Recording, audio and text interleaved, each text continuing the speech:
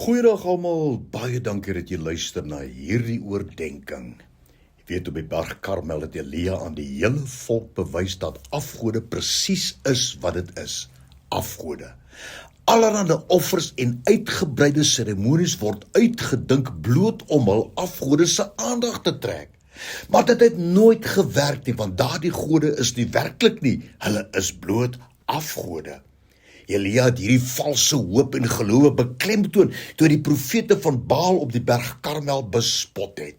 1 Konings 18 vanaf vers 29. En teen die middag het Elia met die profete van Baal begin spot. Roep 'n bietjie harder, hy is seker in gedagte, of in afsondering, of hy is dalk op reis. Dalk slaap hy en julle moet hom wakker maak. En die Baal-profete het toe harder begin bid en hulle self volgens hulle gebruik met skerp swaarde, spiese en messe stukkend gesny, totdat die bloed op hulle uitgespuit het. Hulle het dit gedoen om hulle God se aandag te probeer trek. En laat daardie middag het hulle met alles in hulle begin skreeu en roep, maar niks het gebeur nie.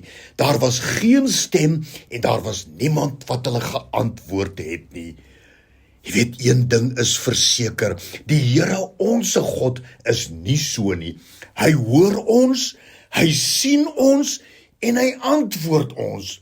Jesus self verklaar dit in Matteus 10 vers 29. Vir net 1 sent kan jy 2 mossies koop, maar nie 1 mossie val sonder jou Vader se toestemming op die grond nie.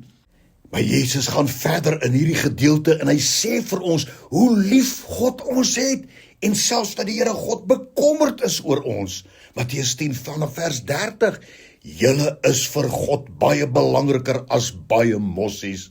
Die Here God weet presies hoeveel hare op jou kop is. Daarom moenie bang wees nie. Jy is baie meer werd as baie mossies. Jy weet, Jesus het in die wêreld gekom om die Here God se liefde en sy genade aan ons te demonstreer. Jesus weet hoe dit voel om honger en dors te wees. Hy weet hoe dit voel om moeg en alleen te wees. Hy weet hoe dit voel om verlaat te word en selfs deur sy vriende verraai te word. Hy weet hoe dit voel. Daarom is hy elke oomblik naby jou. En hy sê en hy roep uit met sy liefde en sê, die Here God is elke oomblik met jou.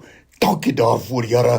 Dankie in Jesus naam. U is vir ons Jahweh Shammah, die Here wat by ons is. Amen.